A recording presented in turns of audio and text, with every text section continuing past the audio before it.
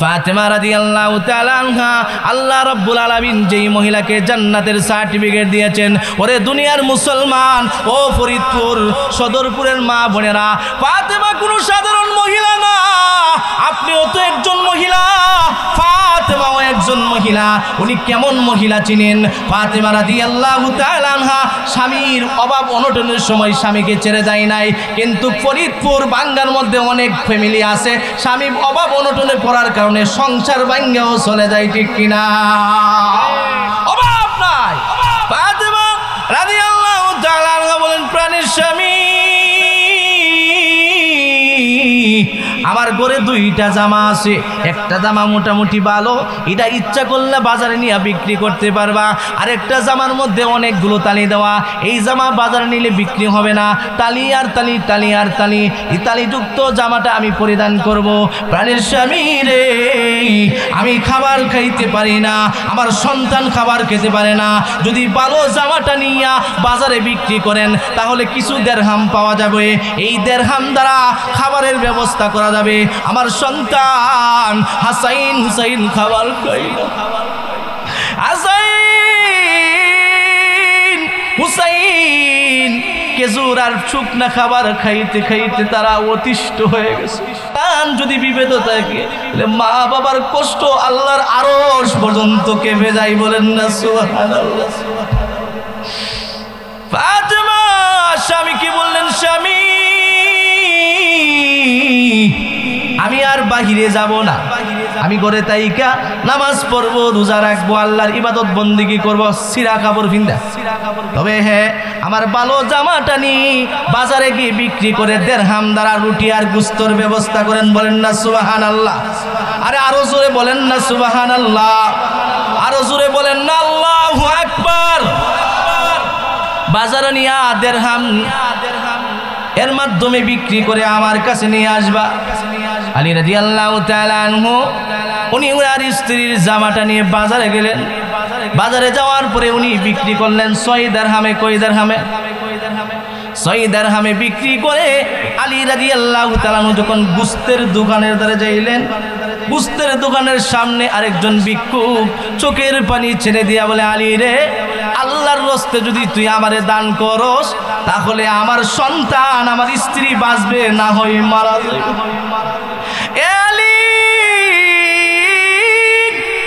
আমার সন্তান আমার স্ত্রী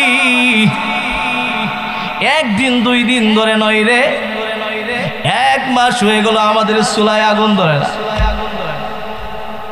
করে গেলে আমার সন্তানের চেহারা দেখলে শুধু কলটা পেটে কান্না আসে, আমার স্ত্রীর মুখের দিকে তাকাইতে পারে না, আর কত সুখ না খাবার খাবে। আমার স্ত্রীর আবেদন করছে খাবারের জন্য সন্তানরা, আমি ফকির, আমি অসহায়, আমাকে কেউ টাকা দেয় না, তুই যদি আল্লাহর রাস্তায় আমার 6টা দিরহাম দেস, আমি আল্লাহর কাছে দোয়া করবো, আল্লাহ তোরে দিব। আল্লাহর নবীর সাহাবীর ঈমান কিন্তু খাঁটি রে। আল্লাহর রাস্তায় যদি আল্লাহর নবীর সাহাবীদের সামনে কেউ চাইতো আর খালি হাতে ফিরিয়ে দিত না, সাথে সাথে আলী রাদিয়াল্লাহু তাআলা আনহু 6 দিরহাম আল্লাহর রাস্তায় দান করে দিলেন, বলেন না সুবহানাল্লাহ। আরো জোরে বলেন না সুবহানাল্লাহ, আরো জোরে আল্লাহু আকবার। 6 দিরহাম দান করে দেওয়ার পরে ওই লোক গুস্ত কিনে বাড়িতে চলে গেলেন। আলী মনে মনে চিন্তা করে, হায় রে, এই দিরহামের মালিক তো আমি না, আমার বউ ফাতেমা। ফাতেমার কাছে কি জবাব দিব? ফাতেমা যদি জিজ্ঞাসা করে, আলী রে, আমার জামা বিক্রি করলার দিরহাম কোথায়, কি জবাব দিব? আকাশের দিকে চাই, প্রভু গো তুমি আবার সাহায্যকারী হয়ে যাও। আবার আলী সামনে যাই পিছনে আই, সামনে যাই পিছনে আই, কি করবে? সন্তানের মুখে কেমনে খাবার দিবে? স্ত্রীকে কি জবাব দিবে? আল্লাহ রাব্বুল আলামিন হঠাৎ করে এমন একটা কারিশমা দেখাইলেন। আলী যখন সামনে গেলেন রে, দেখে আরেকজন যুবক উট নিয়ে এসে বলে, আলী, এই উটটা তোমার কাছে বিক্রি করতে চাই, তুমি ক্রয় করবা কিনা? আলী চোখের পানি ছেড়ে দিয়া কান্দেন আর বলেন, রে ভাই, আমার কাছে কিছুক্ষণ আগে 6 দিরহাম ছিল, আমি ফকিরকে দান করেছি, আর আমার শরীরে আমার দেহের মধ্যে এমন কোনো জিনিস নাই যার বিনিময়ে আমি তোমার উট ক্রয় করব। তুমি কি আমার সঙ্গে মজা করো? না না, আমি তোমাকে দিতে পারবো না। ওই ব্যক্তি ডাক দিয়া বলে, আলী রে, আমাকে নগদ দিতে হবে না, তুমি যদি পারো বাকিতে আমার কাছ থেকে ক্রয় করে তুমি বিক্রি করে আমাকে দিয়ে দিবা। বলেন না সুবহানাল্লাহ। আলী বলেন, কিভাবে নেওয়া যায়? ওই ব্যক্তি বলেন, তাহলে 100 দিরহাম আমি তোমাকে নির্ধারণ করে দিলাম, 100 দিরহামের বেশি যদি পাও রে বিক্রি করে দিবা, আর লাভটা তুমি নিয়ে নিবা, কিন্তু 100 দিরহাম আমাকে দিয়ে দিবা। আলী রাদিয়াল্লাহু তাআলা আনহু এই উটটা উনি 100 দিরহামের বিনিময়ে ক্রয় করে বাজারে গেলেন, আরেকজনের কাছে 160 দিরহামে বিক্রি করে দিলেন। বলেন না সুবহানাল্লাহ। বাংলার মুসলমান যদি ঘুমিয়ে যায় তাহলে তো সীমান্ত অতিক্রম করে এই হিন্দুবাদী হাইনার বাহিনীরা বাংলার জমিনকে দখল করার জন্য চলে আসবে, ঠিক কিনা বলেন? বাংলার মুসলমান ঘুমানো এখন সময় নাই, জাগ্রত হতে হবে। মুসলমানকে ধ্বংস করার জন্য বিজিবির নেতা মুসলমানকে গণহত্যা করার জন্য ডাইরেক্ট ওপেন চ্যালেঞ্জ করে ফেলছে। যদি আমরা ঘুমিয়ে থাকি তাহলে আমাদের কপালের মধ্যে বড় দুঃখ আছে। এই জন্য শাহজালালের জমিনের মানুষ, শাহ মাখদুমের জমিনের মানুষ ঘুমিয়ে থাকতে পারে না। শামসুল হক ফরিদপুরি রহমাতুল্লাহ আলাইহির জমিনের মানুষ তারা ঘুমিয়ে থাকতে পারে না। তাদের আওয়াজের হুঙ্কারের কারণে মালাওয়ানের গোষ্ঠী এই বাংলার জমিন থেকে বের হতে বাধ্য হবে, ঠিক কিনা বলেন? এই জন্য সজাগ থাকতে হবে, ঘুমাইলে হবে না। যাই হোক, আমি আপনাদের সম্মুখে আল্লাহর কালামুল্লাহ শরীফ থেকে 2খানা আয়াতে কারিমা তেলাওয়াত করিয়াছি। যেহেতু মহিলা মাদ্রাসা, মহিলা মাদ্রাসার বিষয়গুলো অনেক দিয়ে দিছে কর্তৃপক্ষ, তো অনেক যেহেতু বিষয়, সব বিষয়গুলো একটু একটু বলবো। রাজি আছেননি? হ্যাঁ, ইনশাআল্লাহ থাকবেন তো? ইনশাআল্লাহ।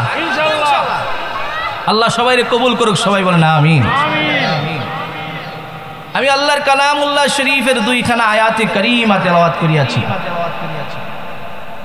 এই আয়াতে আল্লাহ রাব্বুল আলামিন, প্রথম যে আয়াত তেলাওয়াত করেছি সেই আয়াতে আল্লাহ রাব্বুল আলামিন বলেন, ঈমান আনতে হবে আল্লাহর উপরে। কার উপরে? এবং ঈমানটা কি এরকম না, সকালে চার দোকানে গিয়ে চা খাইলাম, বিকালে গিয়ে আবার আরেকজনের চা খাইয়া ইমাম বিক্রি করলাম, এরকম আছে না? 2 টাকা কাপে চা, 5 টাকা কাপ চার জন্য ঈমান বিক্রি করে লা। বলে তোমারে ভোট দিব, কিন্তু বিকালে গিয়ে সেটা 10 টাকার কাপ চা খাওয়াইছে, সব ভুলে গেছে। এরকম ঈমান হলে হবে না। ঈমান হতে হবে মজবুত এবং আল্লাহর উপরে। ঈমানদাররা যদি আল্লাহর উপরে ঈমানকে মজবুত করে, এই ঈমানকে শক্ত করে নিজের জীবনে ধারণ করে এবং আল্লাহকে মহব্বত করে, তারা আল্লাহর সান্নিধ্য লাভ করতে পারে। বলেন না সুবহানাল্লাহ।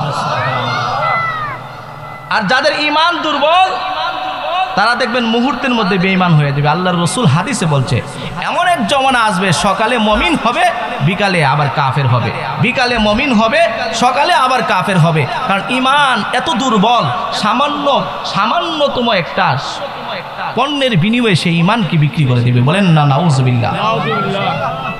কারণ মুসলমানের ঈমান অনেক দাম। ঈমানের কারণে আল্লাহ তাআলা কাছে সম্মানিত হওয়া যায়, আল্লাহ তাআলা সর্বোচ্চ মাকামে পৌঁছে দিবে। এই জন্য ঈমানকে কখনো বিক্রি করা যাবে না। দুনিয়ার সব কিছু বিসর্জন হতে পারে, কিন্তু আল্লাহ এবং রাসূলের জন্য যে ঈমান এনেছি সেই ঈমান জীবনের শেষ মুহূর্ত পর্যন্ত ধারণ করব, ঠিক কিনা বলেন? ঈমান হারা হয়ে গেলে জীবনে অনেক বড় দুঃখ আছে। কবর জগৎ থেকে শুরু হবে আযাব, ইলা ইয়াউমাল কিয়ামা খালিদান মুখাল্লাদান ফিহা আবাদা, চিরস্থায়ী জাহান্নামী হয়ে যাবে। এজন্য ঈমানের বড় দাম, ঈমানের উপর ইস্তিকামত থাকতে হবে। যাই হোক, রাসূলুল্লাহ সাল্লাল্লাহু আলাইহি ওয়াসাল্লাম এই দুনিয়াতে মানুষ প্রেরণ করেছেন। মানুষদেরকে আল্লাহ তাআলা দাম্পত্য জীবনের বিধান দিয়েছেন, তাই নাই? দিছেনি বিধান। কারণ স্বামী স্ত্রীর মাধ্যমে আল্লাহ তাআলা মানুষকে দুনিয়াতে প্রেরণ করেন। একজন স্বামী আর একজন স্ত্রীর মাধ্যমে আল্লাহ তাআলা এই দুনিয়াতে মানুষ প্রেরণ করেন। স্বামীর কি হক, স্ত্রীর কি হক, এই বিষয়টা একটু বোঝার দরকার আছে কিনা? দরকার আসেনি? নাই তো। হাই হাই পরকিয়া বইরে গেছে গা। স্বামী এত রুজি করে, এত ইনকাম করে, এত টাকা পয়সা দেয়, লক্ষ লক্ষ টাকা দেয়, কিন্তু ওই যে চাচাতো ভাই আর খালাতো ভাইয়ের সাথে ভিডিও ফোনে ওপেন কথা বলে, এমুতে হোয়াটসঅ্যাপে কথা বললে নিজের শরীরকে নগ্ন অবস্থা দেখাইয়া তার সব কিছু বিসর্জন করে দেয়, স্বামীর আমানতকে ধ্বংস করে। ঠিক কিনা বলেন? এরকম নারী কি আপনাদের এলাকাতে আছে? মনে হয় নাই, সবাই তো জুড়ে বলে না। আছে কিনা? আরো জুড়ে বলতে হবে, আছে কিনা? দুনিয়াটা এত কঠিন, স্বামী তার স্ত্রীর জন্য সব বিসর্জন করে দেয়, তারপরে স্ত্রীর মুখে শান্তি নাই, সুখের ছায়া নাই। গতকালকে রাজশাহী নওগাঁ থেকে এক মহিলা ফোন দিছে, হুজুর আমার স্বামী আজ থেকে আরো 30 বছর আগ থেকে আমাকে তালাক দেয়। তালাক দেওয়ার পরও আমি সংসার করছি, কিন্তু আপনি আমাকে মাসালা দেন কিভাবে আবার সংসার করতে পারি। যদি 3 তালাক দিয়া দেয় তারপরও সংসার করে, এই সংসার কি সংসার? তাকে অনেক উলামা একরাম নিচে বসে গেছে। উলামা একরামদেরকে বলবো মেহেরবানি করে স্টেজে চলে আসেন। আপনারা নিচে বসে আছেন, আমার খুব খারাপ লাগতেছে, মেহেরবানি করে স্টেজে চলে আসেন। 3 তালাক দেওয়ার পরে কি সংসার করতে পারে? 30 বছর সংসার করছে, তারপরে শেষ বয়সে আবার তালাক দিছে। মাসালা জানার পরে সে সতর্ক হয়ে গেছে। কালকে আবার ফোন করে বলতেছে আমারে যে হুজুর এই স্বামীর ঘরে আর শান্তি পেলাম না। এর আগে খালি বলছে যে স্বামী অনেক কিছু দিছে, এই স্বামীর ঘরে যাওয়ার একটা রাস্তা করে দেন। কালকে আরেকজনের সাথে একটা লাইন হয়ে গেছে, বিবাহ বন্ধনে আবদ্ধ হবে, এই স্বামীর ঘরে কোনো সুখ শান্তি পাইছি না। এর আগে 2 মাস পর্যন্ত খালি ফোন দিয়ে বলছে না হুজুর এই সমস্যা। কিন্তু মুহূর্তের মধ্যে বুঝলা গেছে, ও কৃতজ্ঞ হয়ে গেছে। এই জন্য আল্লাহর হাবিব রাহমাতুল্লিল আলামিনের কাছে একজন মহিলা সাহাবী এসে বলেন, ইয়া রাসূলুল্লাহ, স্বামীর কি হক আমি তো বিবাহ করতে চাই, এই হকটা আগে জানা দরকার আছে। মহিলা রসুলকে প্রশ্ন করছে, আল্লাহর রসুল বলে স্বামীর হক জানবা? মহিলা এসে বলেন, ইয়া রাসূলুল্লাহ, স্বামীর হক বলতে হবে, যদি হক বোঝার পরে আমি বুঝতে পারি যে স্বামীর হক আদায় করতে পারবো তাহলে বিবাহ বন্ধনে আবদ্ধ হব, না হয় আমি বিবাহ বন্ধনে আবদ্ধ হবে না। বলেন না সুবহানাল্লাহ। মহিলা এসে বলেন, ইয়া রাসূলুল্লাহ, ইয়া হাবিবাল্লাহ, ওগো নবীজি, স্বামীর কি হক, এই হক আমাকে বর্ণনা করেন। এই স্বামীর হক যদি আমি আদায় করতে পারি বিবাহ বন্ধনে আবদ্ধ হব। আল্লাহর হাবিব রাহমাতুল্লিল আলামিন বললেন, ও মহিলা শুনো, যদি তোমার স্বামীর শরীরের মধ্যে ক্যান্সার হয়ে যায়, শরীর যদি পচন ধরার পরে যদি এই শরীরের মধ্যে পোকামাকড় পড়ে যায়, এই পোকামাকড় যদি তুমি জিহ্বার দ্বারা পরিষ্কার করো রে মহিলা, তথাপিও তোমার স্বামীর হক আদায় হবে না। এই মহিলা ডাক দিয়ে বলেন, ইয়া রাসূলুল্লাহ, ইয়া হাবিবাল্লাহ, ওগো নবীজি,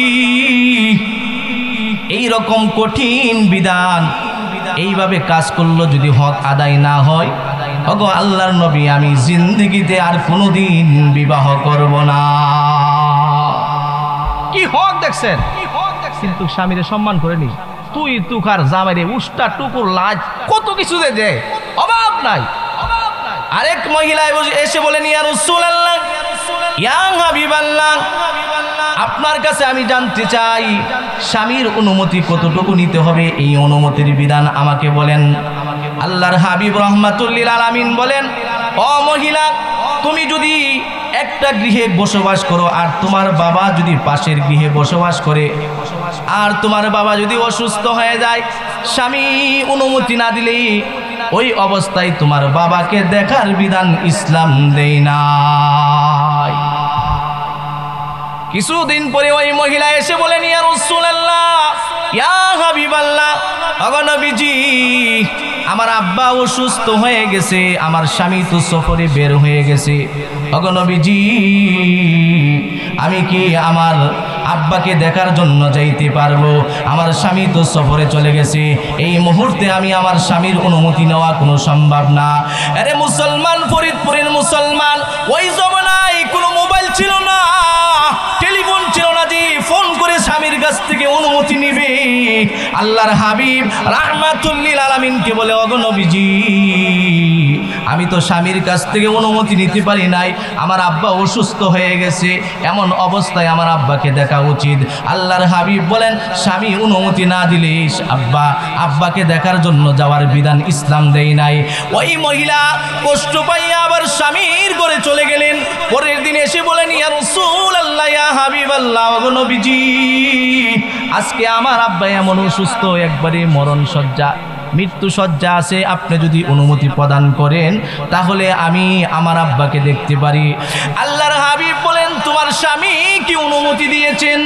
ওই মহিলা বলেন ইয়া রাসূলুল্লাহ, আমার স্বামী তো অনুমতি দেয় নাই। আল্লাহর হাবিব বলেন স্বামী যদি অনুমতি না দেয় তোমার আব্বাকে দেখার বিধান ইসলাম দেয় না। এরপরের দিন ওই মহিলা এসে বলেন ইয়া রাসূলুল্লাহ, আজকে আমার আব্বা ইন্তিকাল ফরমায়াছেন, মাইয়ত হয়ে গেছেন, কিছুক্ষণ পরে আব্বার জানাজার নামাজ হবে, আত্মীয় স্বজন সবাই আসতেছে শেষবারের মতো দেখার জন্যে। ওগো নবীজি, আমি কি আমার আব্বাকে শেষবারের মতো দেখতে পারবো কিনা? আপনি যদি অনুমতি দেন শেষবারের মতো আমার আব্বাকে আমি দেখতে চাই। আল্লাহর হাবিব রাহমাতুল লিল আলামিন বলেন ও মহিলা শোনো, তোমার স্বামী যদি অনুমতি না দেয়, ইসলাম তোমাকে অনুমতি দেয় নাই তোমার আব্বাকে দেখার জন্য। ইসলামটা কত কঠিন, ইসলাম কত কঠিন করেছেন স্বামীর বিধানের ক্ষেত্রে। কিন্তু বর্তমানের জমানার মহিলাদেরকে যদি ফোন দে, তুমি কই আসো, কই যে আমি আসি, বাঙ্গার মধ্যে আসি, তো তোমার না গরু রেখে আসলাম, এখন বাঙ্গার মধ্যে গেছে কেন? ও আমার ওই ভাই আইসে দেয়া কথা গেছে। স্বামীর কোনো অনুমতি লাগে? স্বামীর কোনো অনুমতি লাগে না। ইসলাম এগুলো এলাও করে না, ইসলাম এগুলো সাপোর্ট করে না। স্বামীর অনুমতি ছাড়া ঘর থেকে বের হতে পারবে না। ইসলাম এত গুরুত্বপূর্ণ বিধান দিছে, অথচ স্বামীকে সারাদিন গাইল্লাই, স্বামীকে সারাদিন নির্যাতন করে। এরকম আসেনি? ফিডাইতেছ, ফিডা, আরে আমার পাশে আমি যে জায়গায় থাকি চাকরি করি, বউ জামাই রে মারে, কোনো কথা বলে বউ সুৎকা, জামাই নামাজ পড়ে, হেরে কিছু করলি সর মারে, হেরে কিছু করলি লাথি মারে। চিন্তা করছেন জমানা কোথায় আসছে? মহিলা হইয়া স্বামীর উপরে কি নির্যাতন করে।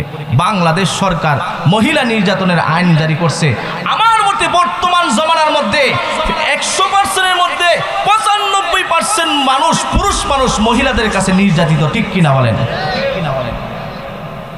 কিন্তু মুখ খুলতে পারে না। পুরুষে মারে কিভাবে, পুরুষে আবার নির্যাতন করে কিভাবে, এমন নির্যাতিত।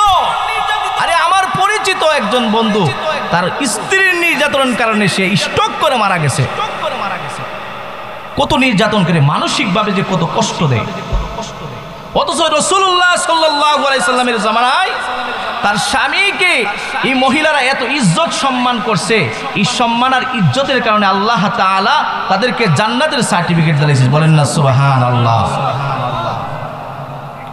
এই জন্য আল্লাহর হাবিব বলেন ও পৃথিবীর মানুষেরা, তোমরা যদি স্বামীকে সম্মান করো, স্বামীকে ইজ্জত করো, স্বামীকে সম্মান করো, স্বামীর হক পরিপূর্ণভাবে আদায় করো, আমি আল্লাহ তাআলা ঘোষণা করলাম স্বামীর হক যদি কেউ পরিপূর্ণভাবে আদায় করে, নবীর মাধ্যমে মেসেজ জানিয়ে দিলাম আল্লাহর জান্নাত তার জন্য রিজার্ভ হয়ে যাবে। বলেন না সুবহানাল্লাহ।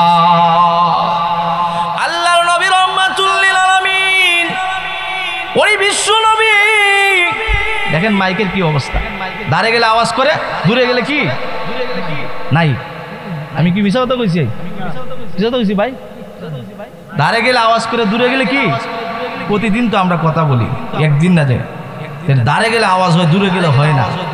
বোঝা গেল মাইকটা বেশি ভালো না। আচ্ছা যাই হোক, যেমনই আছে এমনই চালাইতে হইব। থাকবেন তো ইনশাল্লাহ, উঠাউটি করবেন না।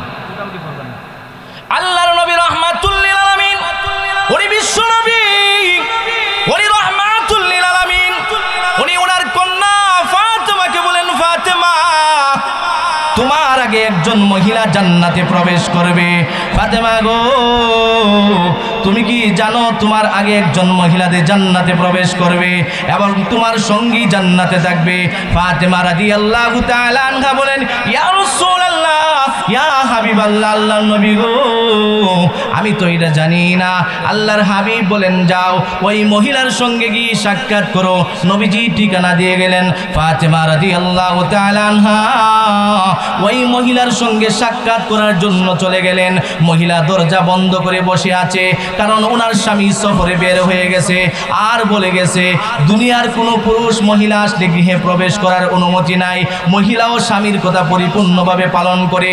আল্লাহর নবী রাহমাতুল লিল আলামিনের কন্যা ফাতেমা রাদিয়াল্লাহু তাআলা আনহা যখন দরজার মধ্যে গিয়ে সালাম করলেন, আসসালামু আলাইকুম ওয়া রাহমাতুল্লাহ, দরজার ভিতর থেকে সালামের জবাব আসলো, ওয়া আলাইকুম আসসালাম ওয়া রাহমাতুল্লাহ। জিজ্ঞাসা করলাম আনা আনতি, তুমি কে? বলে আনা ইসমি ফাতেমা, আমি হইলাম ফাতেমা, আমি মুহাম্মদ সাল্লাল্লাহু আলাইহি সাল্লামের কন্যা ফাতেমা। তুমি ফাতেমা বিশ্ব নবীর কন্যা। আরে ফাতেমা তোমাকে দেখার বড় ইচ্ছা, তোমাকে দেখার বড় আকাঙ্ক্ষা, তবে তুমি কিসের জন্য এসেছো? আমি তো এসেছি তোমাকে দেখার জন্যে, তোমার সঙ্গে সাক্ষাৎ করার জন্যে। ভিতর থেকে জবাব আসে, ফাতেমা ঘরে প্রবেশ করা যাবে না, কারণ আমার স্বামীর কাছ থেকে আমি প্রবেশ করার অনুমতি নেই না। আরো জোরে হন না সুবহানাল্লাহ। না মহিলারা শুনে লইব তো। আর্জেন্টিনার আর ব্রাজিলে যখন লাত মারে তখন দেখবা হ্যাঁ লাভ মেরে ঘুরে থাকে, ঠিক কিনা? তখন দেখা যায় একটা এইভাবে লাভ পারছে, একটা ওইভাবে রাখছে, ছাদ থেকে লাভ মেয়ে পড়ে গেছে, গাড়ির থেকে লাভ মেয়ে পড়ে গেছে, আত্মহত্যা করে মারা গেছে। এইরকম লাভ দিতে পারে। দুনিয়ার সব শক্তি ওই জায়গার মধ্যে ব্যয় করে, কিন্তু সুবহানাল্লাহ আলহামদুলিল্লাহ বললে যে আসমান আর জমিন থেকে এই শূন্য স্থান যে নেক দ্বারা ভরপুর হয়ে যাবে, এটা বড় ফরিদপুরের বাঙ্গার মুসলমান জানেন না? আরো জোরে বলেন না সুবহানাল্লাহ, আরো জোরে বলেন আল্লাহু আকবার। ওই মহিলা বললেন, ফাতেমা আমি তো আমার স্বামীর কাছ থেকে অনুমতি নেই নাই, স্বামী যদি অনুমতি প্রদান না করে গো ফাতেমা গৃহে প্রবেশ করার অনুমতি দেওয়া যাবে না। ফাতেমা রাদিয়াল্লাহু তাআলা আনহা বললেন, মহিলা গো তাহলে আগামীকালকে আপনার স্বামীর কাছ থেকে অনুমতি নিয়ে নিন, আমি আপনার সঙ্গে সাক্ষাৎ করার জন্য আসবো। মহিলাকে এই কথা বলে ফাতেমা চলে গেলেন। পরের দিন ফাতেমা রাদিয়াল্লাহু তাআলা আনহা উনি হুসাইন রাদিয়াল্লাহু তাআলা আনহুকে সঙ্গে করে ওই মহিলার সঙ্গে সাক্ষাৎ করার জন্য আসলেন। গিয়ে দরজার মধ্যে আওয়াজ করলেন, সালাম দিলেন, ভিতর থেকে সালামের জবাব আসলো। বললেন দরজা খোলেন। না দরজা খোলা যাবে না। কেন দরজা খুলবে না? অনুমতি নেওয়ার জন্য তো আমি বলেছি, অনুমতি তো একজনের নিয়েছি, দুইজনের অনুমতি নেই নাই। তো দুইজন, এটা তো নাবালেগ সন্তান। নাবালেগ হইছে কি হইছে? জন তো দুইজন। জন কয়জন? আরো জোরে বলেন জন কয়জন? এই পিছন থেকে বলেন জন কয়জন? ফাতেমা বলেন, ও মহিলা জন দুইজন বলতে কি বোঝাও? আপনার সন্তান এসেছি। কয়টা তো নাবালেগ? নাবালেগ সন্তানের জন্য অনুমতি নেই নাই। আমার স্বামীর কাছ থেকে অনুমতি না নিয়া গৃহে প্রবেশ করার মতো ক্ষমতা আমার কাছে নাই।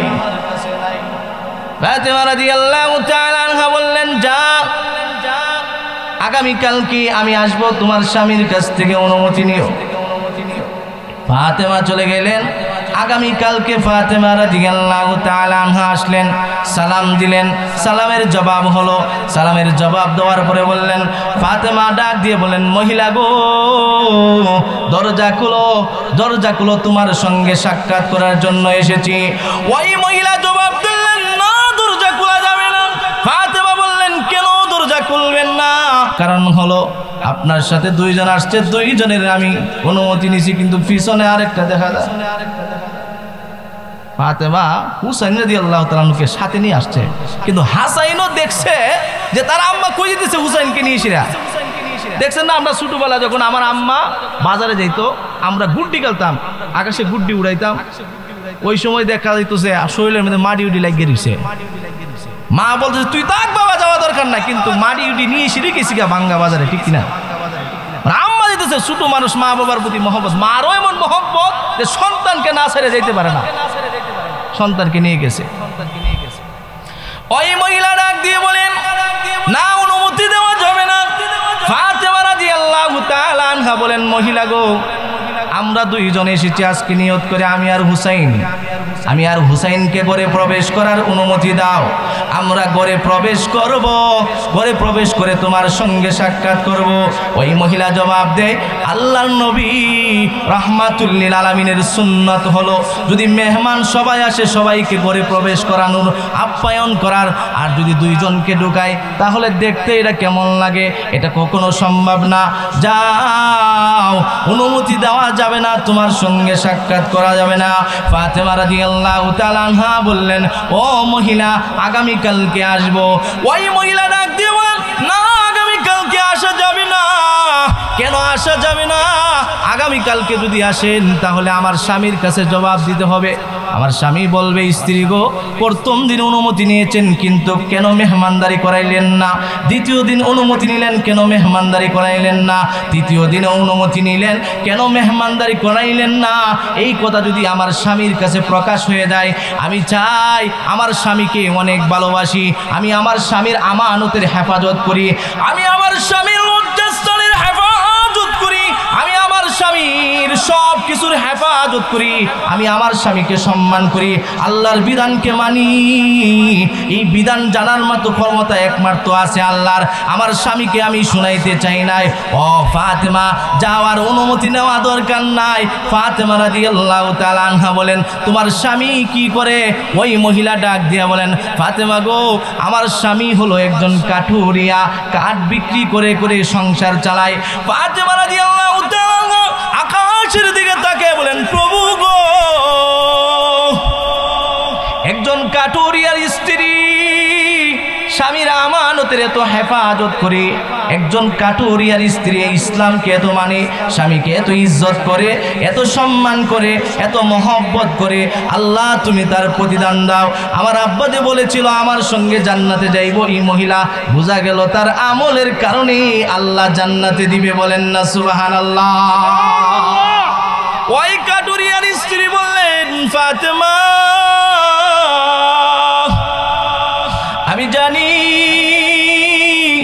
তুমি বিশ্ব নবী রাহমাতুল লিল আলামিনের আদরের কন্যা ফাতেমা। ফাতেমা গো, আল্লাহ তো তোমাকে জান্নাতের নারীদের সর্দারনি বানাইছে, আর বিশ্ব নবীর সঙ্গে যখন আপনার দেখা হবে আমার জন্য যেন বিশ্ব নবী দোয়া করে, এই কথাটা বিশ্ব নবীকে জানায় দিও। দেখছেন মহিলা তার স্বামীর কি ইজ্জত আর সম্মান করে, আমানতের কি হেফাজত করে। আমি আর আপনি ফোন দিলে, কিরে কই, আমি তো গেছি গা ওই যে বাজারের নাম কি, বাবুরচর বাজারে, তোমার না গরু রেখে আসলাম। আমার তো ওই খালাত তো ভাই আইছে, হেরে একটু আগে দেওয়ার জন্য গেছি। আসেনি এরকম? আসেনি এরকম? অভাব নাই, হাজার হাজার টাকা, লক্ষ লক্ষ টাকা বিদেশ থেকে ইনকাম করে স্ত্রীর অ্যাকাউন্টে পাঠায়, এত ভালোবেসে এত মহব্বত করে সেই স্ত্রী স্বামীর আমানতের খেয়ানত করে, সারা জীবনের উপার্জনকে বিসর্জন করে দিয়ে, সমস্ত সম্পদকে চূর্ণ বিচূর্ণ করে দিয়া, তার স্বপ্ন সম্পদ যা আছে সব নষ্ট করে দিয়ে আরেকজনের হাত ধরে চলে যায়। ঠিক কিনা? আসেনি? আসেনি? অভাব নাই। কিন্তু বাংলাদেশে দরকার যে পুরুষ নির্যাতনের আইন।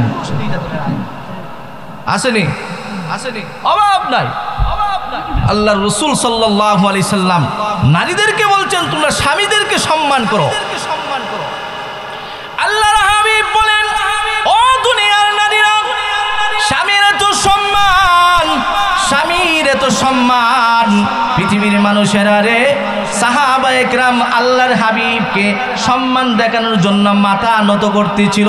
আল্লাহর হাবিব বলেন, না, দুনিয়াতে আমাকে মাথা, আমার পায়ের সামনে মাথা নত করার বিধান আল্লাহ দেয় নাই। সাহাবীরা রে, যদি মাথা নত করার অনুমতি আল্লাহ রাব্বুল আলামিন পৃথিবীর কোনো মানুষকে দান করতেন, তাহলে দুনিয়ার নারীদেরকে বলতেন, তোমরা স্বামীর পায়ে সেজদা করো, স্বামীর পায়ে সেজদা করো। কত বড় বিধান! কিন্তু এই মহিলারা, ও মা বোনেরা, স্বামীকে সম্মান করো, স্বামীকে ইজ্জত করো, স্বামীকে মহব্বত করো, দিলে আল্লাহর জান্নাতে হাসতে হাসতে প্রবেশ করতে পারবে। বলেন না সুবহানাল্লাহ। ওই দিন আলী রাদিয়াল্লাহু তাআলা আনহু কি আল্লাহর নবী রাহমাতুল লিল আলামিন বললেন, ও আলী, প্রতিদিন আল্লাহর রাস্তায় 400 দিরহাম দান করবা। আলী রাদিয়াল্লাহু তাআলা আনহু ঘরের মধ্যে এমন অবস্থা, এক সপ্তাহ ধরে কোনো খাবার নাই। হাসাইন ডাক দিয়ে বলেন, মা, ঘরে কোনো খাবার নাই। আব্বার কন্যা, আর কতদিন শুকনা খাবার খাইব? খেজুর আর পানি আর কতদিন খাইব? গুস্ত রুটির একটু ব্যবস্থা যেন করে আব্বাকে বলেন না। হুসাইনের চোখের পানি দেখে আলী রাদিয়াল্লাহু তাআলা রাস্তায় বের হয়ে গেলেন। রাস্তায় বের হয়ে এক ইহুদির বাড়িতে গিয়ে কাজ করলেন। ইহুদি শর্ত দিল, আলী রে, যদি আমার বাগানের মধ্যে কাজ করো আর ওই কুয়া আছে, কুয়ার থেকে যদি 100 বালতি পানি উঠাইতে পারো, তাহলে আমি তোমাকে এর বিনিময়ে কিছু দিরহাম দিব। বলেন না সুবহানাল্লাহ। আলী রাদিয়াল্লাহু তাআলা আনহু সন্তানের মুখে খাবার উঠানোর জন্য, সন্তানের মুখে খাবার উঠানোর জন্য ওই গুহার থেকে পানি উঠাইলেন। এভাবে 1 বালতি 2 বালতি করতে করতে 99 বালতি পর্যন্ত পানি উঠাইলেন। যখন 99 বালতি পানি উঠাইলেন, 100 আর পূর্ণ করতে পারলেন না। ওই রশিটা ছেড়ে বালতিটা কুয়ার নিচে পড়ে গেছে। ইহুদি ডাক দিয়ে বলেন, আমার শর্ত পূর্ণ হয় নাই, তোমাকে দিরহাম দেওয়া যাবে না। আলী রাদিয়াল্লাহু তাআলা আনহু বলেন, ইহুদি রে, আমি কত কষ্ট করে পানি উঠিয়েছি, আমার সন্তান হাসাইন খাবার খায় না, হুসাইন খাবার খায় না। এই ইহুদি, নবীর মেয়ে ফাতেমাও খাবার খায় না। 1 সপ্তাহ ধরে আমার সোনার মধ্যে কোনো আগুন ধরে না। এর ইহুদি 99 বালতি পানি উঠাইছি, এর বিনিময়ে যা দিরহাম আসে, এই দিরহামগুলো তুমি আমাকে দিয়ে দাও, আমার সন্তানগুলোকে আমি খাবার খাওয়াইতে চাই। বলেন না সুবহানাল্লাহ।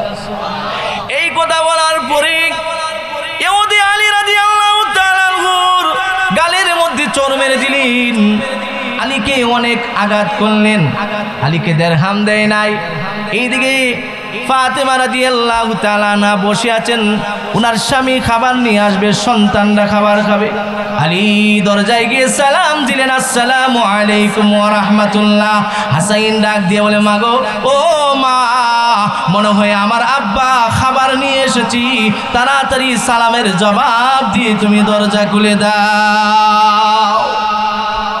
যেই মাত্র সালামের জবাব দিয়ে ফাতেমা দরজা খুললেন, দরজা খুলে তাকায়া দেখে আলী রাদিয়াল্লাহু তাআলা আনহুর 2 চোখ দ্বারা পানিগুলো বায়া বায়া পড়ে আর চেহারা লাল হয়ে গেছে। জিজ্ঞাসা করে, স্বামী, কে তোমাকে আঘাত করেছে? কে তোমাকে এইভাবে মারেছে? আলী রাদিয়াল্লাহু তাআলা আনহু চোখের পানি ছেড়ে বলেন, প্রাণের স্ত্রী ফাতেমা, আমার সন্তান খায় না 1 সপ্তাহ ধরে। আমি ইহুদির বাড়িতে কাজ করার জন্য গিয়েছিলাম, ইহুদির শর্ত স্বরূপ আমি 1 বালতি পানি উঠাইতে পারি নাই, এই জন্য ইহুদি আমাকে কোনো দিরহাম দেয় নাই, আমাকে আঘাত করেছে, আমাকে মেরেছে। আর ইহুদি বলেছে, কেন মুহাম্মাদুর রাসূলুল্লাহ সাল্লাল্লাহু আলাইহি ওয়াসাল্লামের হাত ধরে কালিমা পড়ে আমি মুসলমান হয়েছি, কেন ইসলামের কাজ করি, কেন নবীর সঙ্গে চলি, কেন আল্লাহর ইবাদত বন্দেগী করি, এই জন্য নাকি আমাকে পছন্দ করে না, আমাকে ভালোবাসে না, না হয়তো 99 বালতির পানির টাকা আমাকে দিত। ফাতেমা গো, এই জন্য আমি কষ্ট করে, এত কষ্ট পরিশ্রম করে আসলাম, টাকা পাইলাম না, আমার সন্তানগুলোকে কি খাবার খাওয়াইব?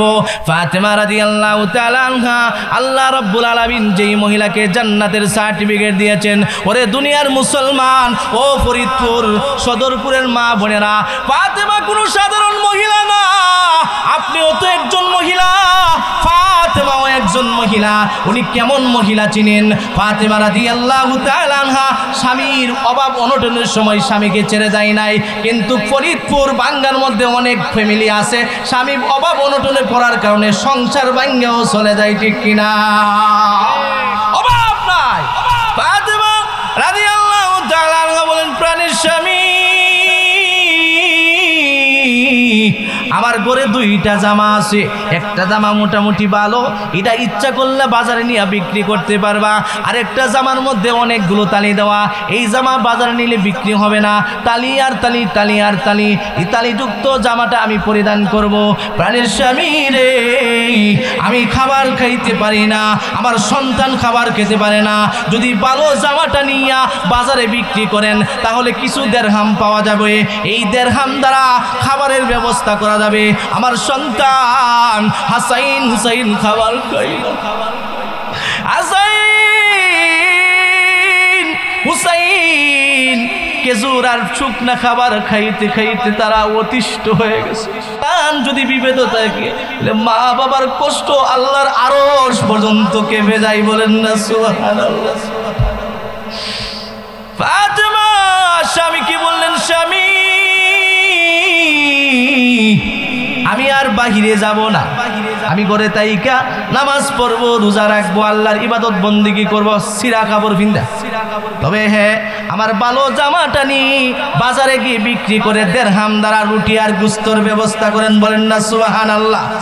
আরে আরো জোরে বলেন না সুবহানাল্লাহ, আরো জোরে বলেন না আল্লাহু আকবার। বাজারে নিয়ে দেরহাম এর মাধ্যমে বিক্রি করে আমার কাছে নিয়ে আসবা। আলী রাদিয়াল্লাহু তাআলা আনহু উনি ওনার স্ত্রীর জামাটা নিয়ে বাজারে গেলেন, বাজারে যাওয়ার পরে উনি বিক্রি করলেন 6 দিরহামে। কয় দিরহামে? 6 দিরহামে বিক্রি করে আলী রাদিয়াল্লাহু তাআলা যখন গুস্তের দোকানের ধারে যাইলেন, গুস্তের দোকানের সামনে আরেকজন ভিক্ষুক চোখের পানি ছেড়ে দিয়া বলে, আলী রে, আল্লাহর রাস্তে যদি তুই আমারে দান করস তাহলে আমার সন্তান আমার স্ত্রী বাঁচবে, না হয় মারা যাবে। আলী, আমার সন্তান আমার স্ত্রী একদিন 2 দিন ধরে নয় রে, 1 মাস হয়ে গেল আমাদের চুলায় আগুন ধরে না। করে গেলে আমার সন্তানের চেহারা দেখলে শুধু কলজা ফেটে কান্না আসে, আমার স্ত্রীর মুখের দিকে তাকাইতে পারে না, আর কত সুখ না খাবার খাবে। আমার স্ত্রীর আবেদন করছে খাবারের জন্য, সন্তানরা, আমি ফকির, আমি অসহায়, আমাকে কেউ টাকা দেয় না, তুই যদি আল্লাহর রাস্তে আমার 6টা দিরহাম দে, আমি আল্লাহর কাছে দোয়া করবো, আল্লাহ তোরে দিব। আল্লাহর নবীর সাহাবীর ঈমান কিন্তু খাঁটি রে। আল্লাহর রাস্তে যদি আল্লাহর নবীর সাহাবীদের সামনে কেউ চাইতো আর খালি হাতে ফিরিয়ে দিত না, সাথে সাথে আলী রাদিয়াল্লাহু তাআলা আনহু 6 দিরহাম আল্লাহর রাস্তে দান করে দিলেন, বলেন না সুবহানাল্লাহ। আরো জোরে বলেন না সুবহানাল্লাহ, আরো জোরে আল্লাহু আকবার। 6 দিরহাম দান করে দেওয়ার পরে ওই লোক গোস্ত কিনে বাড়িতে চলে গেলেন। আলী মনে মনে চিন্তা করে, হাই রে, এই দিরহামের মালিক তো আমি না, আমার বউ ফাতেমা। ফাতেমার কাছে কি জবাব দিব? ফাতেমা যদি জিজ্ঞাসা করে, আলী রে, আমার জামা বিক্রি করলার দিরহাম কোথায়, কি জবাব দিব? আকাশের দিকে চাই, প্রভু গো তুমি আবার সাহায্যকারী হয়ে যাও। আবার আলী সামনে যাই পিছনে আই, সামনে যাই পিছনে আই, কি করবে? সন্তানের মুখে কেমনে খাবার দিবে? স্ত্রীকে কি জবাব দিবে? আল্লাহ রাব্বুল আলামিন হঠাৎ করে এমন একটা কারিশমা দেখাইলেন। আলী যখন সামনে গেলেন রে, দেখে আরেকজন যুবক উট নিয়ে এসে বলে, আলী, এই উটটা তোমার কাছে বিক্রি করতে চাই, তুমি ক্রয় করবা কিনা? আলী রাদিয়াল্লাহু তাআলা আনহু বলেন, চোখের পানি ছেড়ে দিয়া কান্দেন আর বলেন, রে ভাই, আমার কাছে কিছুক্ষণ আগে 6 দিরহাম ছিল, আমি ফকিরকে দান করেছি, আর আমার শরীরে আমার দেহের মধ্যে এমন কোনো জিনিস নাই যার বিনিময়ে আমি তোমার উট ক্রয় করব।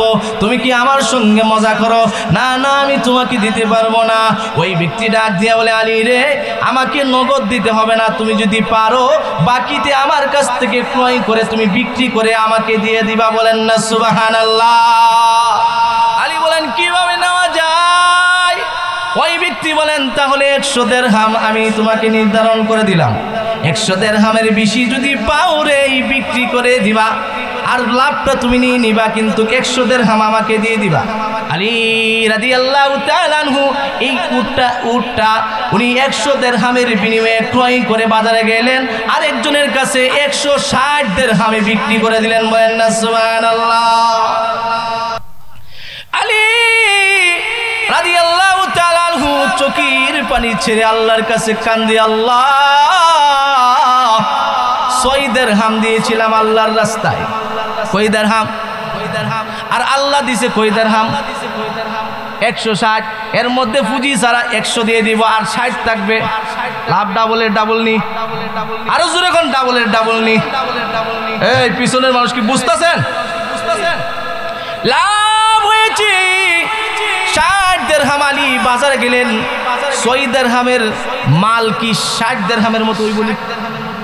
কারণ 6 দিরহামে কয়টা কিন্তু 60 দিরহামে আলী রাদিয়াল্লাহু তাআলা 2 হাত বললেন, কাঁধ বললেন, এইভাবে চতুর্দিক দিয়ে শুধু গাট্টি আর গাট্টি খাবারের নিয়া উনি রওনা দিলেন। দিরহাম আরো অনেক কিছু তার পকেটে রয়ে গেল। বলেন না সুবহানাল্লাহ।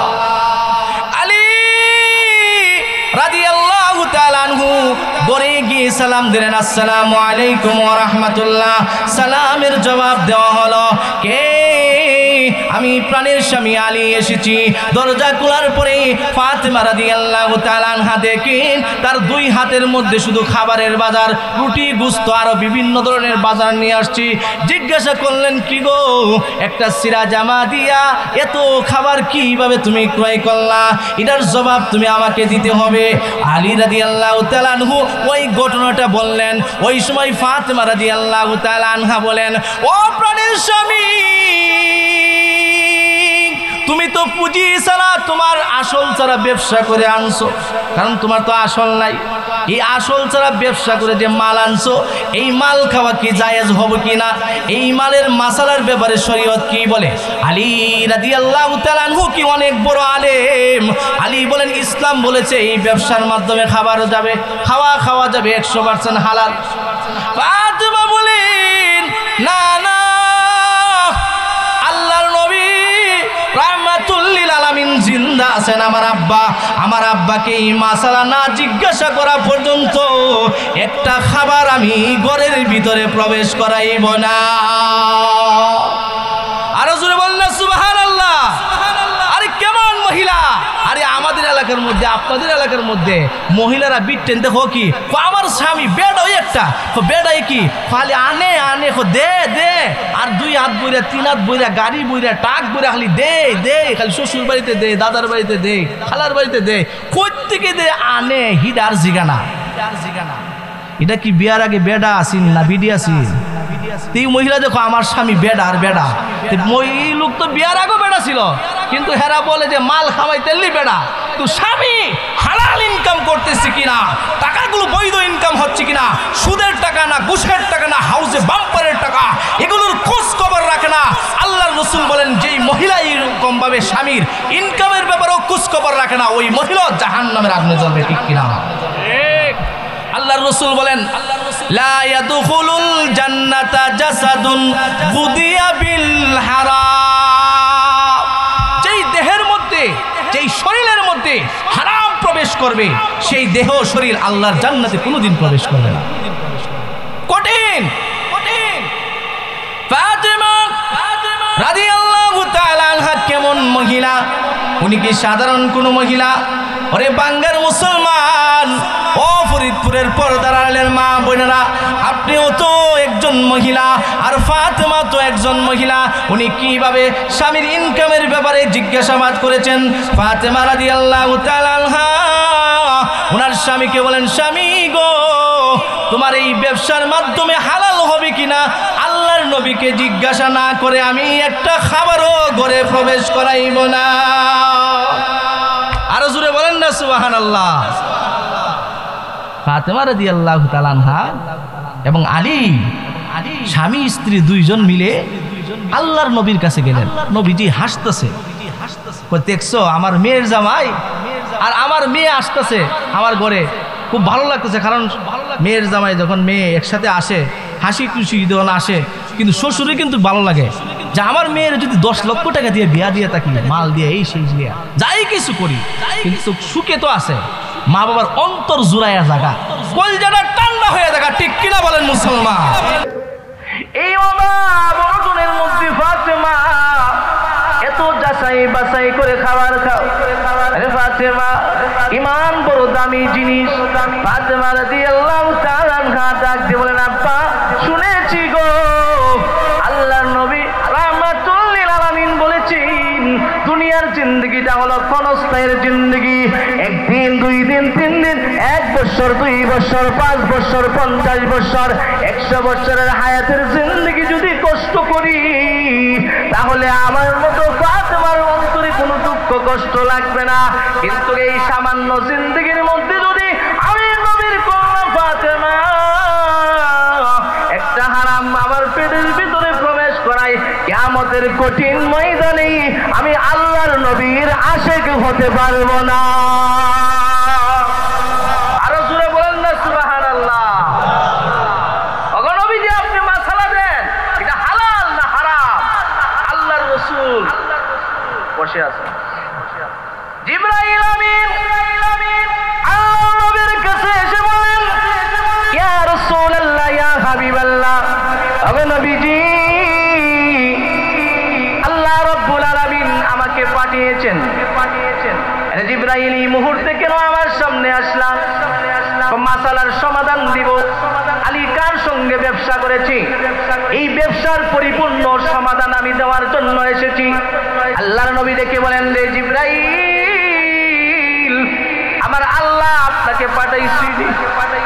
আমি আল্লাহর হুকুম ছাড়া আপনার কাছে আমি কোনোদিন আসি না। 1 দিন 2 দিন নয়, 24,000 বার আল্লাহর নবীর কাছে জিবরাইল আমিন আসছে। নবীর কাছে আসার আগে আল্লাহ হুকুম দিছে, হুকুমের মাধ্যমে। জিবরাইল বলেন, ওগো নবীজি, আলী এমন একজন সাহাবী আল্লাহর নবীর আদর্শ এমন লালন করেছে যে আপনি যে বলছিলেন আল্লাহর রাস্তায় যদি কেউ চাই তারে খালি হাতে ফিরাইয়া দিও না। আলীর কাছে চাইছে, খালি হাতে ফিরাইয়া দেয় নাই।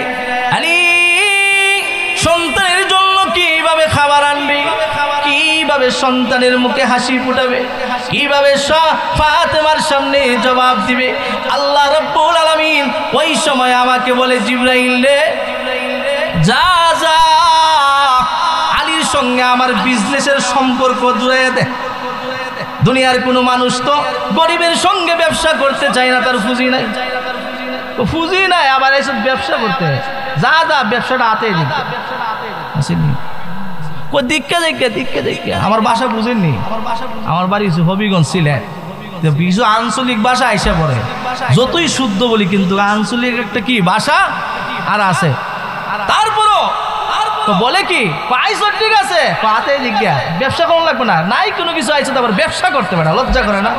আসেনি এরকম, আসেনি এরকম। আল্লাহ বলেন, জিবরাইল, আলী তো আল্লাহর রস্তি দান করে দিয়েছেন। আলী ফাতেমার সামনে কি জবাব দিবি, আর হাসাইন হুসাইনের মুখে কিভাবে লুঠি উঠাইয়া দিবে, এই ব্যবস্থা যদি আমি আহকামুল হাকিমিন মহান আল্লাহ না করি রে, পৃথিবীর কেউ এই মুহূর্তে করতে পারবে না। কারণ আমার ভালোবাসার প্রমাণ আমি আল্লাহ রাব্বুল আলামিন দিব। কারণ সাহাবীরা আল্লাহ এবং রাসূলকে তো ভালোবাসে।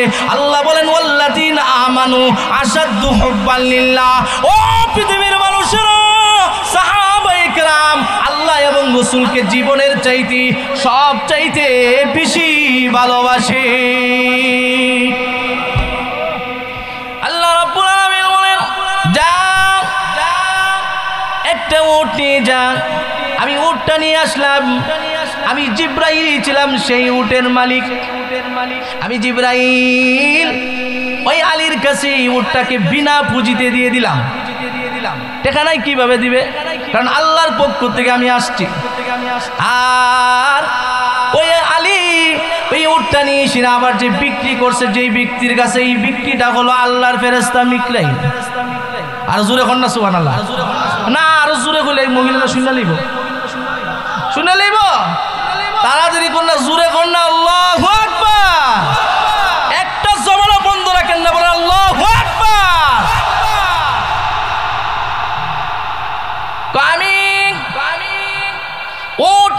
এসেছিলাম, উটের বিক্রেতা ছিলাম আলীর কাছে আমি জিব্রাইল, আর যে আলীর কাছ থেকে ক্রয় করেছি এটা হলো আল্লাহর ফেরেশতা মিকাইল।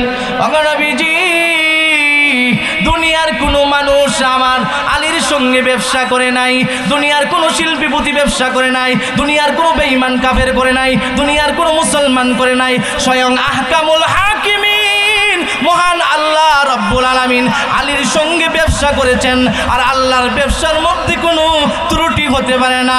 ওগো নবী, আপনি ফাতেমাকে জানিয়ে দিন এই ব্যবসা 100% হালাল, এর মধ্যে কোনো সন্দেহ নাই।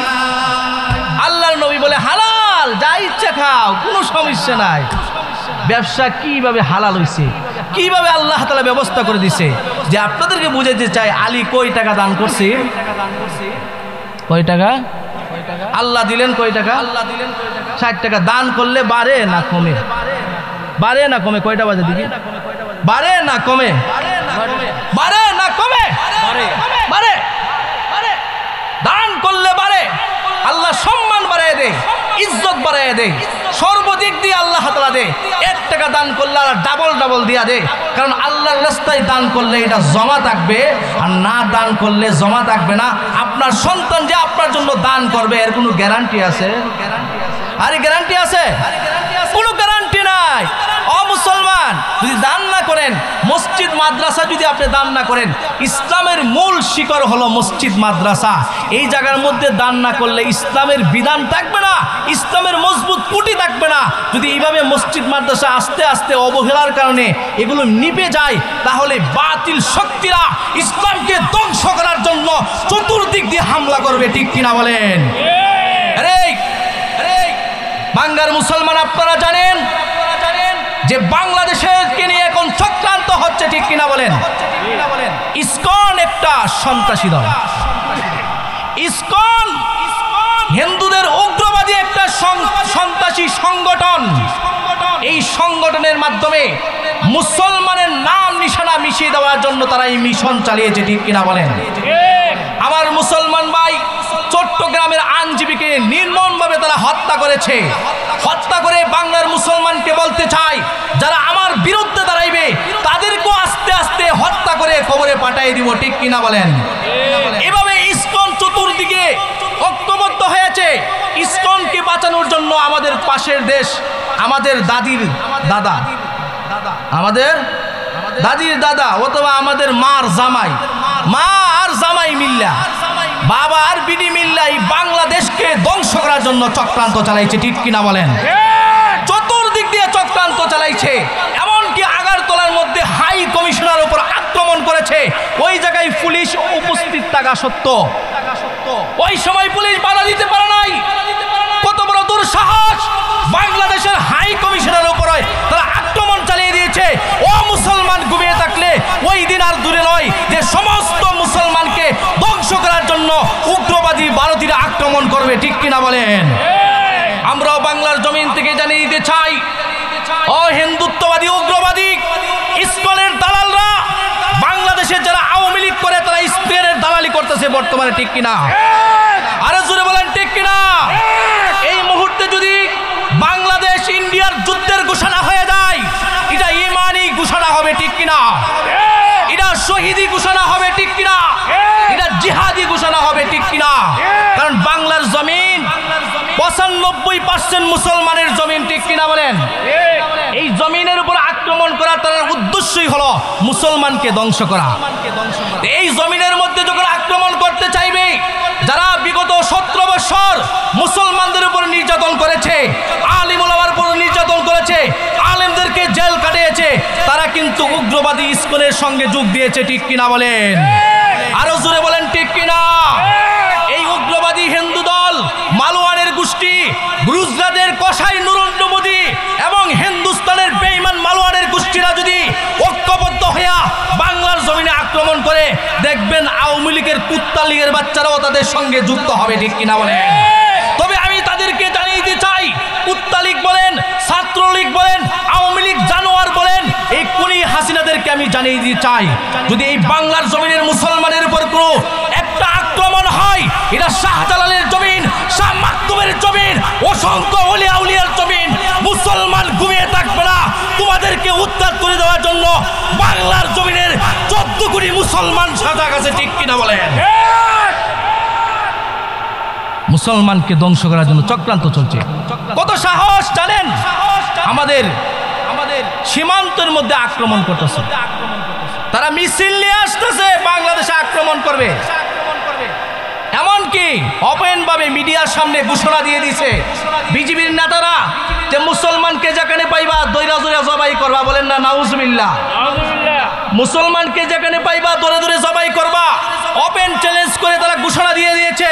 এই জন্য আমি বাংলার মুসলমানদেরকে বলতে চাই, ফরিদপুরের মুসলমানকে বলতে চাই, ঘুমিয়ে থাকলে হবে না। আমরা বলতে চাই, ইসকন উগ্রবাদী দলেরা যদি মুসলমানের উপর বাম দৃষ্টিতে তাকায়, তাদের চোখ উঠিয়ে ফেলবো, ঠিক কিনা বলে? নারে তাকবীর, নারে তাকবীর। দিন ইসলাম, দিন ইসলাম, ইসলামের শত্রুরা নারে তাকবীর। মুসলমানের উপর তারা আক্রমণ করার জন্য চক্রান্ত চালাইছে। শেখ হাসিনা ব্যর্থ হইয়া গিয়া তাকে ভারতও গ্রহণ করে নাই, কারণ সারণ্যা বৌরে কেউ গ্রহণ করে না, কারণ এর খাসালত খারাপ। গ্রহণ না করার জন্য ইউরোপ আমেরিকার সঙ্গে চ্যালেঞ্জ দিছে, ইউরোপ আমেরিকাও তাকে গ্রহণ করে নাই। এটা নষ্ট হয়ে গেছে, এটা শরীরের মধ্যে দুর্গন্ধ, ক্যান্সার। কারণ হাজার হাজার হাজার হাজার মানুষকে খুন করেছে, গুম করেছে, উলামায়ে কেরামদেরকে নির্যাতন করে এই অন্ধকার ঘরের মধ্যে নির্যাতন করেছে। এই শাস্তির কারণে আল্লাহ তাআলা তার উপর অভিশাপ নাজিল করছে। আর যদি বলেন ঠিক কিনা? ওই জায়গায় স্থান পায় নাই, আমেরিকা স্থান পায় নাই, কানাডা স্থান পায় নাই, ইউরোপের কোনো দেশে স্থান পায় নাই। অবশেষে আরব আমিরাতে যাওয়ার জন্য চেষ্টা করেছিল, ঠিক কিনা বলেন? সেই জায়গার থেকেও তাকে লাথি মেরে জুতা মেরে বের করে দিছে, আবার পাঠিয়ে দিছে তার জামার সংসারে, ঠিক কিনা বলেন? জামার সংসারে বসে বাংলাদেশের মুসলমানকে কিভাবে নিষ্পেষিত করতে চাই, বাংলাদেশের মুসলমানকে কিভাবে দমিয়ে রাখতে চাই, বাংলাদেশকে কিভাবে ধ্বংস করতে পারে, বাংলাদেশকে কিভাবে ধ্বংস করে আবার ক্ষমতার মস্তদে আসতে পারে, সেই চক্রান্ত আর খেলা শুরু করে দিয়েছে, ঠিক কিনা বলেন? তবে শেখ হাসিনাকে বলতে চাই, তুমিও যদি দিল্লির মধ্যে বৈশা বাংলাদেশকে নিয়ে খেলা শুরু করে দিছো, ওই দিন আর বেশি বাকি নাই, ওই সময় আর বেশি বাকি নাই। এমন এক সময় আসবে বাংলার মুসলমান যখন মাথার পাগড়িগুলো কোমরের মধ্যে বাঁধবে, দিল্লির লাল কালদার মধ্যে ইসলামের কালিমা উদ্দিন হবে, ঠিক কিনা বলে? নারে তাকবীর। সজাগ হয়ে যান, আওয়াজ করতে হবে, ঘুমিয়ে থাকলে হবে না, তাদেরকে জানিয়ে দিতে হবে। সিরাখানার মধ্যে গেলে দেখছেন, সিরাখানার মধ্যে এক বেটা গেছে, আল্লামা শাইখুল হাদিস আজিজুল হক রহমাতুল্লাহ আলাইহি বলেন, এই সিরাখানার মধ্যে গিয়া বাঘ রে গিয়া দেখে বাঘ এমনি ঘুমাই দিছে। কইটা কি রে? এটা দিয়ে সেনাও না, লেদাও না, শুনছি বাঘের গর্জন তর্জন, কত অহংকার আছে, কোনো কিছু নাই। হে আমার সাথীরা গুটা গেলাম তো গেছে তো, আর বাঘ তো ঘুমাই দিছে, বাঘ তো ফেটে খাবার নাই, জঙ্গলে থাকতাম আর খাইতাম, কত কিছু খাইছি, এখন তো কোনো কিছু খাইতে পারি না, ফেটের খিদা হ্যাঁ ঘুমাই দিছে। তুই আমার খুচা দিছ, খুচা দিছে বারে বাঘ হট করে উঠছে, হ্যাঁ জুতা মোজা ফালাই আমার তো দৌড়।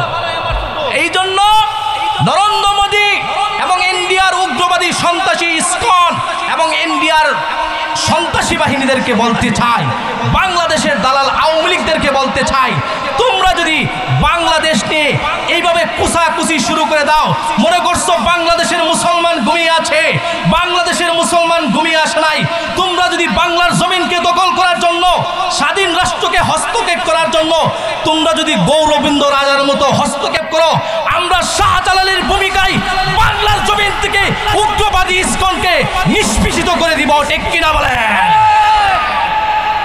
আর যদি আমাদের হাই কমিশনারের উপরে যে আক্রমণ করেছে, সেই আক্রমণের ব্যাপারে যদি সরাসরি মিডিয়াতে এসে ক্ষমা না চাই, বাংলাদেশকে নিয়ে যদি বাঁকা চোখে আবার তারাই, বাংলাদেশের দিকে যদি আবার বিদ্যা আঙ্গুল উঠাই, তাহলে বাংলাদেশে যে ইন্ডিয়ার দূতাবাস আছে প্রত্যেকটা ইট তুলে নিব, ঠিক কিনা বলে?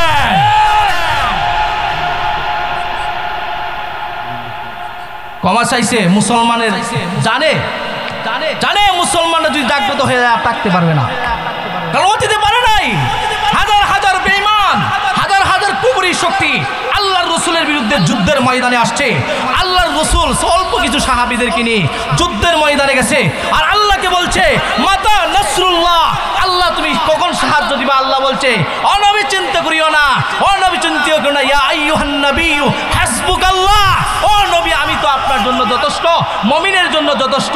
ঈমানদাররা কিন্তু নবীর আদর্শ নিয়ে যুদ্ধের ময়দানে নামবে, কারণ তারা চিন্তা করে ভারত হলো বিশ্বের সবচেয়ে তৃতীয় স্থানের বৃহত্তম দেশ, এই দেশ যদি বাংলাদেশে আক্রমণ করে বাংলাদেশে নিষ্পিষ্ট করে দিবে। এরা তো এটাই ভাবে, এটা তুই ভাবতেছে নাকি? তারা এটা ভাবে বিদায় আমাদের উপর জুলুম করতেছে। তারা ইলিশ মাছ খায়, আমাদেরকে কিছু দেয় না। তারা বর্ষাকালে পানি দেয় না, পানি দিয়ে আমাদেরকে বাসাই আমারে, আর হেমন্তকালে জমিন ফাইটটা জায়গা, জমিনের মধ্যে কোনো গাছ উঠে না, উদ্ভিদ উৎপন্ন হয় না, ফসল হয় না, ওই সময় আমাদেরকে পানি দেয় না। তারা চতুর্দিক দিয়ে আমাদের উপর জুলুম আর নির্যাতন করতেছে, ঠিক কিনা বলেন? আমরা এই জুলুম আর নির্যাতনের জন্য দেশ স্বাধীন করি নাই। ভারতরা মনে করে এই বাংলাদেশটা ভারতের অঙ্গরাজ্য বানাইতে চাই। তারা চিন্তা করছে কলকাতার মতো, হাওড়ার মতো তারা এই বাংলাদেশকে ইন্ডিয়ার অঙ্গরাজ্য বানাইবে না, কোশ্চিনকালেও সম্ভব না। লক্ষ লক্ষ শহীদের বিনিময়ে বাংলার জমিন স্বাধীন হয়েছে। এই জমিনের মধ্যে বাম চোখে তাকাইলে চোখ উঠিয়ে নেওয়া হবে, চোখ উঠিয়ে নেওয়া হবে, ঠিক কিনা বলে? এই জন্য মুসলমান জাগ্রত হন। ইসলামকে বাঁচাইতে হলে, ইমানকে বাঁচাইতে হলে আল্লাহর ঘর মসজিদ প্রতিষ্ঠিত করতে হবে, মাদ্রাসা প্রতিষ্ঠিত করতে হবে। মসজিদ মাদ্রাসার মধ্যে সর্ব অবস্থায় সহযোগিতা করে দ্বীনের স্তম্ভগুলোকে মজবুত করতে হবে। সেই জায়গার থেকে বের হবে আল্লামা জুনায়েদ বাবুনগরী, সেই মাদ্রাসার থেকে বের হবে আপনাদের ফরিদপুরে, এই মাদ্রাসার থেকে বের হবে কাসেম নানুতুবি, বের হবে আহমদ শফি, বের হবে বড় বড় শাইখুল হাদিস, বড় হবে বড় বড় দ্বীনের রাহবার। এই মাদ্রাসাকে প্রতিষ্ঠিত করতে চান কিনা? কারা কারা চান? দুইটা হাত উঠা। চাল বলেন নারায়ে তাকবীর, হাত বলা দেন নারায়ে তাকবীর, আরো জোরে বলতে হবে নারায়ে তাকবীর। দিন ইসলাম, দিন ইসলাম, দিন ইসলাম, দিন ইসলাম। আল কোরআনের আলো, আল হাদিসের আলো, ইসলামের শত্রুরা হুঁশিয়ার সাবধান। ঢাকা না দিল্লি, ঢাকা ঢাকা, ঢাকা না দিল্লি, ঢাকা না দিল্লি। নারায়ে তাকবীর। আল্লাহর রাসূল সাহাবীদেরকে বলছেন কঠিন কঠিন সমস্যায় যখন সমস্ত বেঈমান কাফেররা রুদ্ধতার বয়কট করত, যে মুসলমানকে ধ্বংস করে দিব, মুসলমানকে নিষ্পেষিত করে দিব, তখন আল্লাহর রাসূল সাহাবীদেরকে বলতেন সাহাবীরা রুদ্ধতার বৈঠক হয়ে গেছে, আমাদেরকে বাতে মাসে সব দিক দিয়ে তারা মেরে ফেলবে, আমরা কিন্তু এমনি বসে থাকবো না, আমরা কঠিন পদক্ষেপ গ্রহণ করতে হবে। যদি ভারত রুদ্ধতার বয়কট করে আমরা রুদ্ধতার বয়কট করব, ভারতকে দেখাই দিব ভারত ছাড়া বাংলাদেশ চলতে পারে, ভারত ছাড়া বাংলাদেশ চলতে পারে, ভারত ছাড়া বাংলাদেশ চলতে পারে, ঠিক কিনা বলেন? আরো জোরে বলেন না ঠিক কিনা? এই জন্য মুসলমান এই মসজিদ, এই মাদ্রাসা, এই প্রতিষ্ঠানকে ঠিক রাখা আপনার ইমানি দায়িত্ব, ঠিক কিনা বলেন? এই মসজিদ মাদ্রাসার মধ্যে কে কে দান করবেন দুইটা হাত দেখাই দেন। আল্লাহ নারায়ে তাকবীর।